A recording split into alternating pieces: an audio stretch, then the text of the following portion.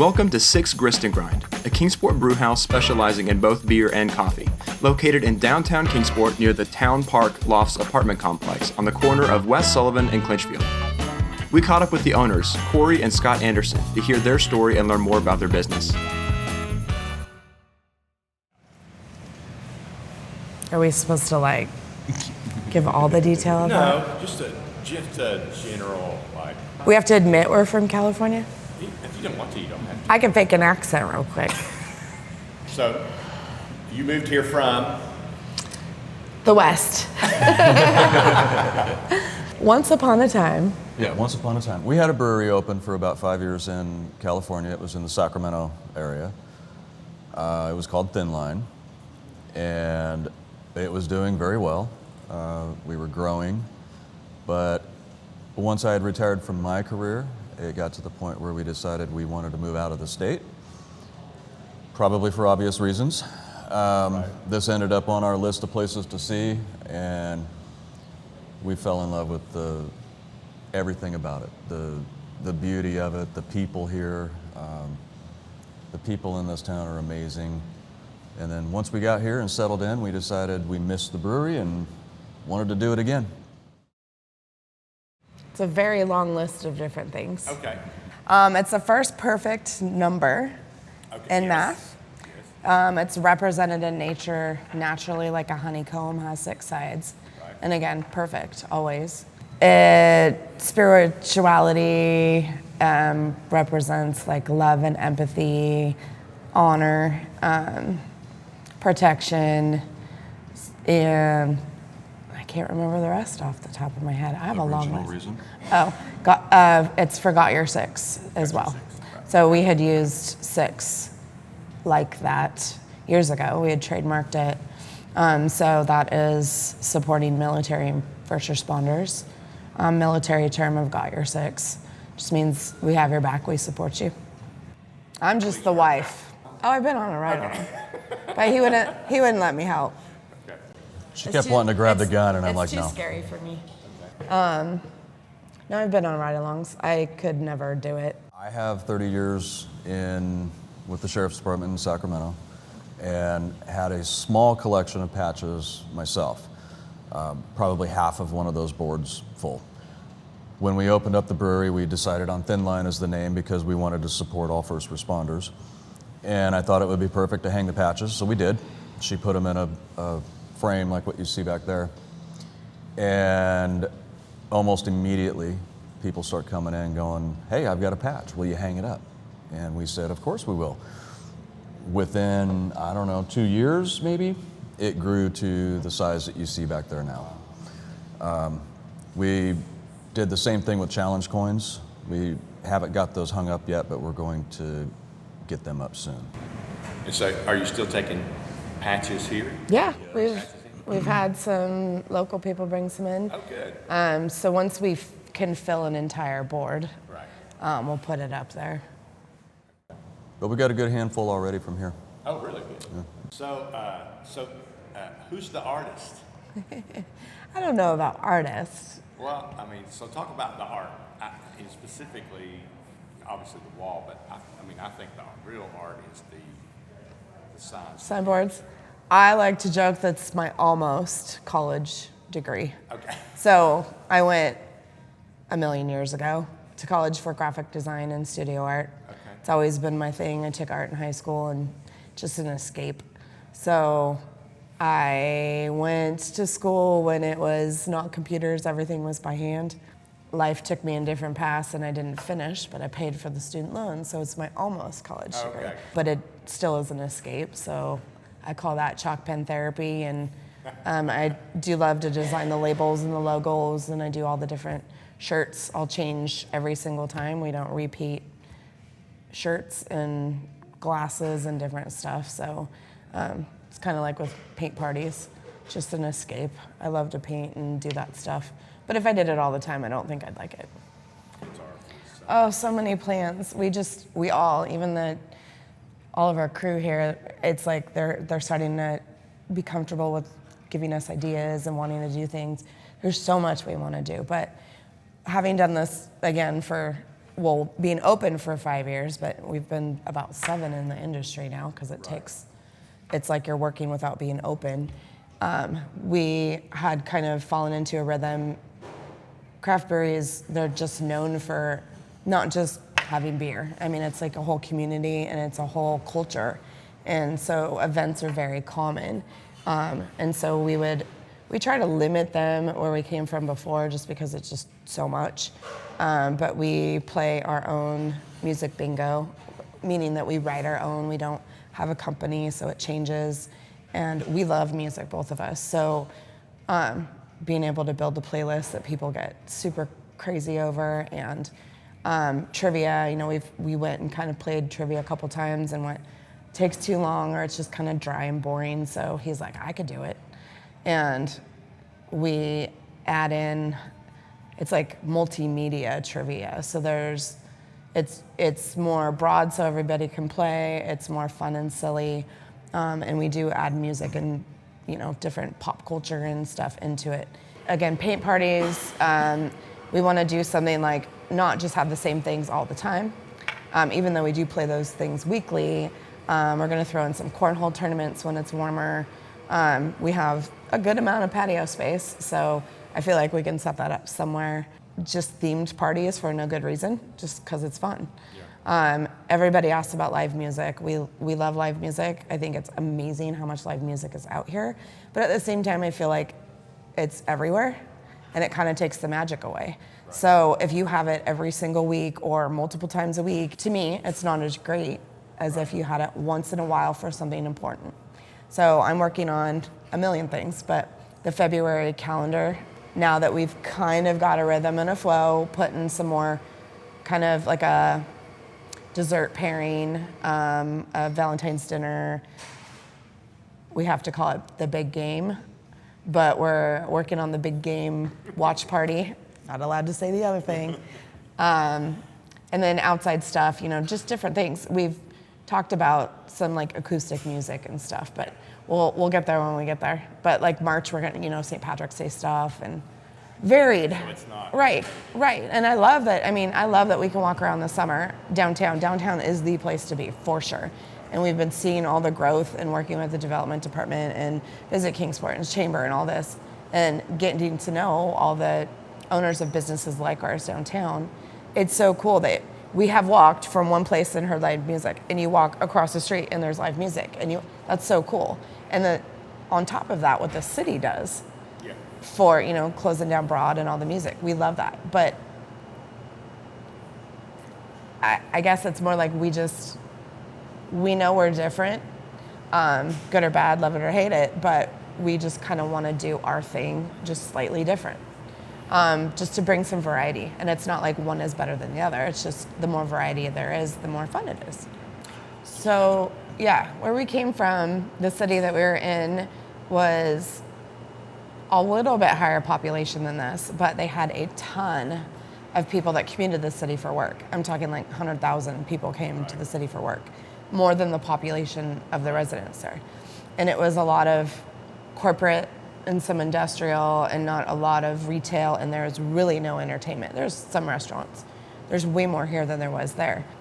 And where we came from, there was about, I think, 83 breweries within 45 minutes to an hour radius, which is amazing because most all of them work together. There's very few that don't play nice, support each other. It's just an industry I've never seen.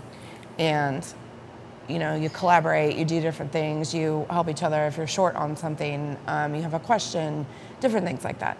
So we just fell in love with the culture of this industry as customers and decided, let's do this. Well, we live there, so in a city that only at the time had 2 breweries, but one of them was kind of not really there.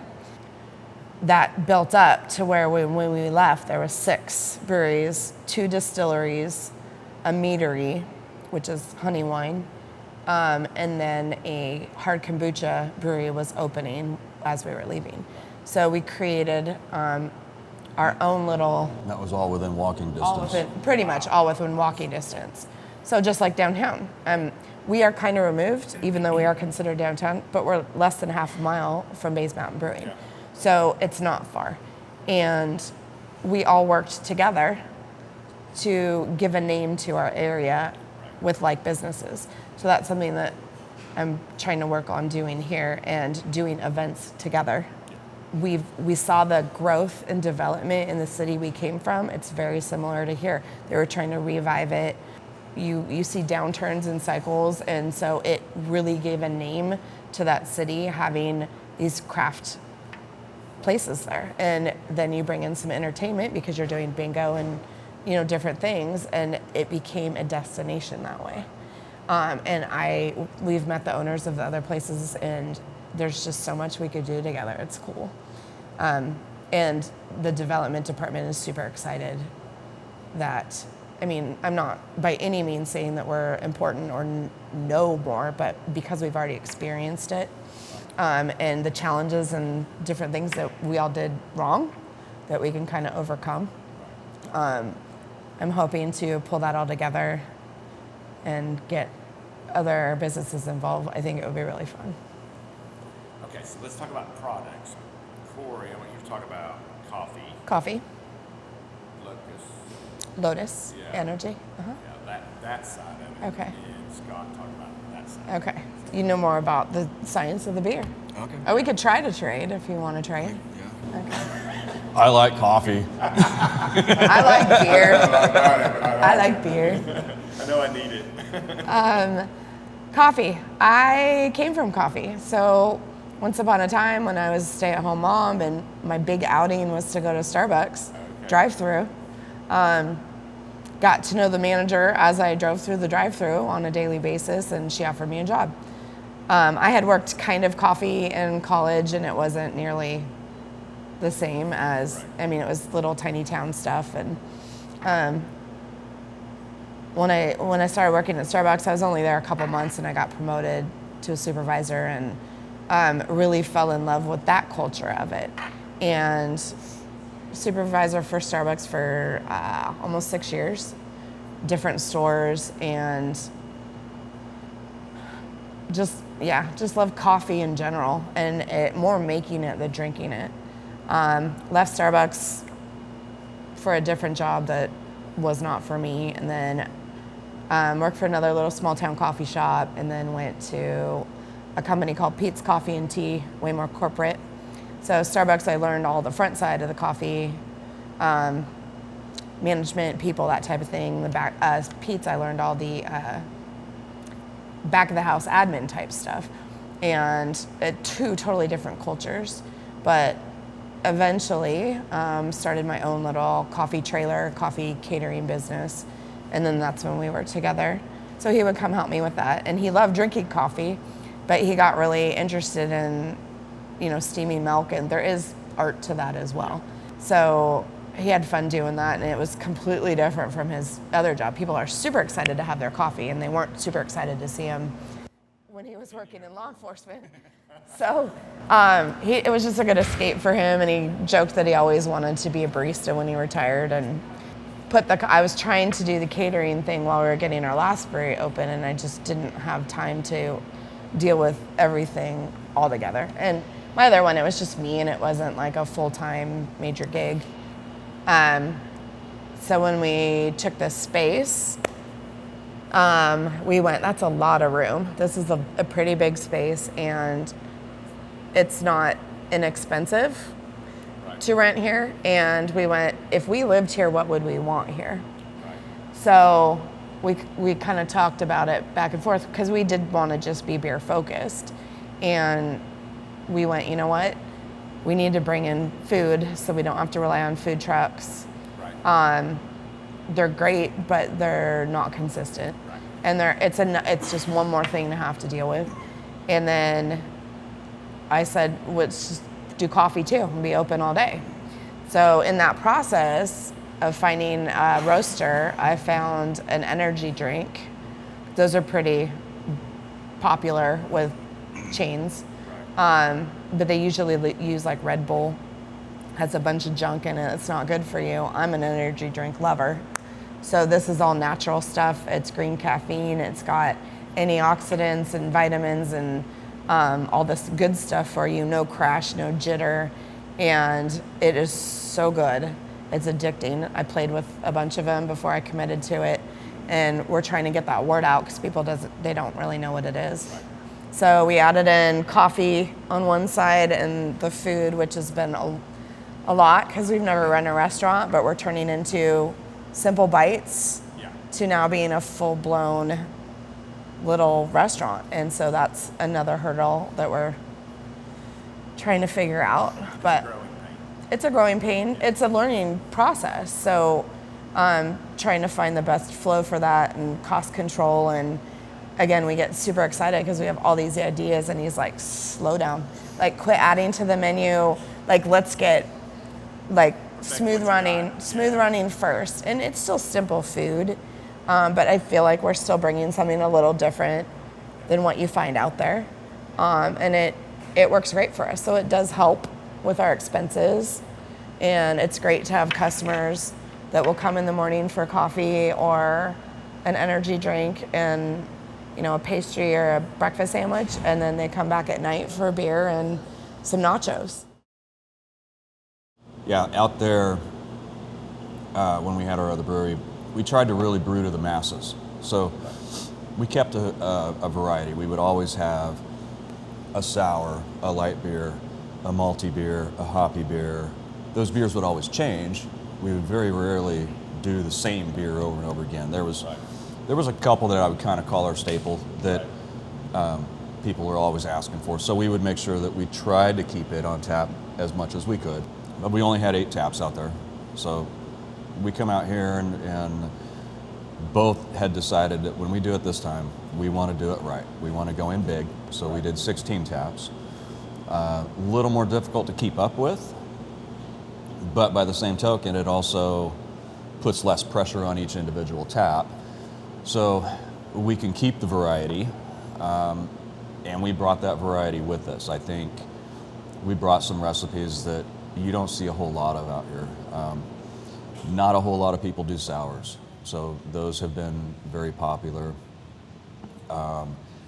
You don't find a whole lot of West Coast IPAs, and that's my jam. I love the hoppy, the bitter, the over-the-top beers, and you don't find a lot of that out here. A lot of the breweries are very, very good, but Style-wise, it's just style-wise, very basic. Right. It stays within a certain. Well, and it's not just here too, because we go brewery hop. That's anywhere we travel. That is our destination. Is what breweries are there, and it's interesting how regions, even in one state, their styles are different. So it's called the same style, but it still has stylistic differences. And on the West Coast, and you know, the entire West Coast, California to Washington West Coast, styles, what we call West Coast IPA, which I would think the West Coast knows West Coast IPA, just like Northeast or New England IPAs, we out there call them NEPAs usually. They do that style better than we do that style. So I don't brew. I'm not going to pretend that I do. I know about it, but I don't do it. I probably could, but he's learned to brew the West Coast style beers. So not just West Coast IPA, but the way that the West Coast does sours and the way that they do stouts, and regionally it's just different than here. Craft beer on the west side of the country is outside the box thinking, super creative. What weird things can you do next? What weird things can you put in beer? What strange hop combo? Like, you don't play it safe with your IPAs. You just go over the top with them. And that's what drove the market. Still, I mean, it's a huge craft beer in the West. And that's just West Coast style. It's just West Coast style. You'll find a lot of beers out here where people will call them a West Coast IPA, but that's not the way the West it's Coast not. brews an IPA. They're good. They're really good, and some of them are very hoppy and bitter. It's a traditional West Coast style. But yeah, the on the West Coast, a West Coast IPA is clear, you know, very light colored, very hoppy, Dry, a crisp, lot of aroma, not malty, or not malt forward. Right. But so maybe it's more the West just brews more modern craft beer. So the further out that we've come this way, and other states in between, it's just more traditional. And I know that it drives the market. What people come in and ask for when they're not very familiar with craft, and they're asking for domestics or, like commercialized beer, is all very more traditional. What do you have that's like? What do you have that's like? Or specific names that I don't want to get in trouble for saying them out loud, Yes. but Names you would recognize. names you would recognize that are, they're popular here and they're not popular there. Even though you can get them there, they're just not popular there. So he's spent years, you spend years tweaking and tweaking and tweaking to get it to where you want it to be. So that's still a challenge for us. And it was kind of scary. I'm going to say it was scary going, they might not like us. Because it's not like we're that extremely different, but we're also not traditional. But we've also been very surprised at how receptive people have been around here, and how many IPA drinkers there are. I was surprised. And sour. I mean, I'm the sour fan. And because I'm not the brewer, but I do a lot of tasting, and I can, right? So sours are not easy beers to brew at all, and they take a lot of science and education, and if you're doing them right anyway. So, and I'm not saying we have the best sours in the world, but I'm very proud of what he's done with our sours, and we're kind of slow rolling people into some of our beers before we get too aggressive with them.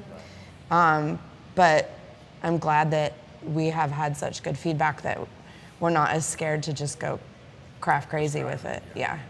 Because I want to try some stuff that we never got around to. So seltzer, how many years ago did we start doing seltzer? Early. It picked up pretty crazy. I want to say it was 2018, 2019. Seltzer there was a huge push. Oh, take that out. That just went crazy with people, calorie content and all the, carbs and whatnot. So brewing seltzers is a challenge too, to do them correctly, what they're supposed to be. You're not supposed to use grain and stuff in seltzer. It's the whole point of seltzer. So we would brew it with, fruit puree, and we'd play with juices and stuff because it still has a seltzery taste. The commercial ones I've never liked. But I see the draw to them for people. And so we invested in a slushy machine, probably 2020. And again, that was a challenge trying to figure out beer slushies.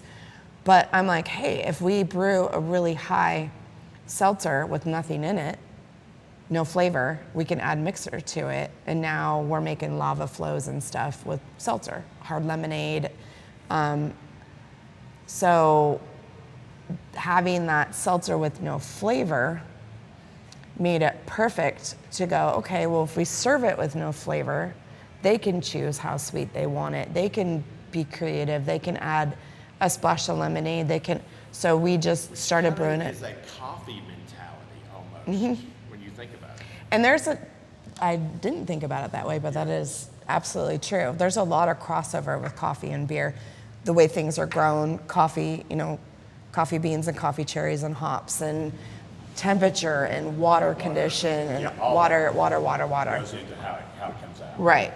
So, go ahead. No, I was just going to move on and say the other one you mentioned was the sour, the Berliner Weiss that we have on as a traditional German tart beer. Mm-hmm. Traditionally, they serve it with a syrup in Germany, and it's usually raspberry or woodruff. Woodruff type of flour. Yeah. So we put our own twist on that, and we serve it with raspberry, blackberry, blue raspberry, you name it. You can put any.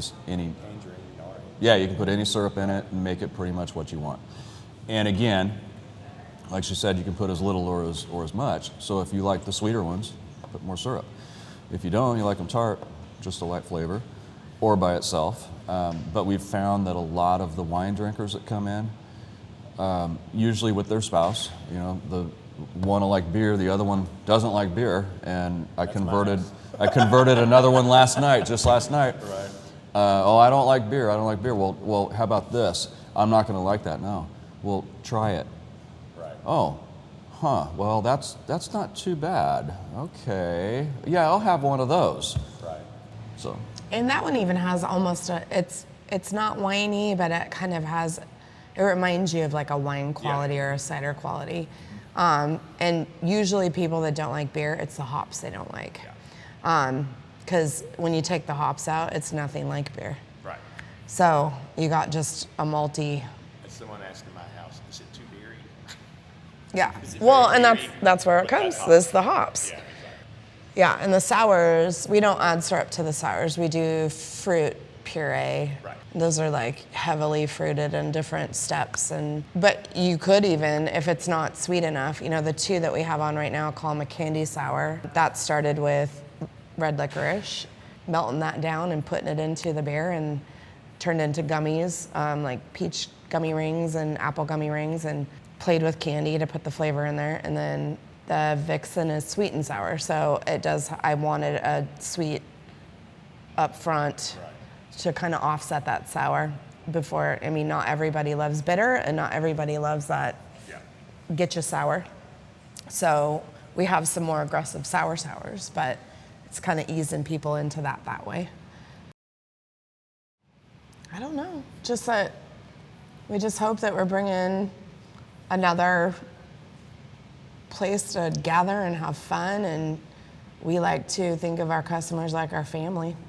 So we're not just here to sell things. We're here to be part of your day and community. That's what we had before, and that's moving across the country with nobody. That's what we really missed. So. Well, and it was very hard closing down the other brewery because we felt like we were leaving family. Yeah. And Establish those relationships. yeah. We had those signboards on the wall, and we put a blank one up on our last day through a goodbye party, and I still haven't read it. I've never once read that board. Oh, And it's still up on the wall, and I've never read it. The first one on the wall. First one on the wall, yeah. So that was hard, and it's cool because we've had some of our customers from there and here. So, but we want to build that again. We built a new life, and we want to. We are doing it again. Yeah, we are. There's a lot of people that come in here on a regular basis that we feel like we're family. So.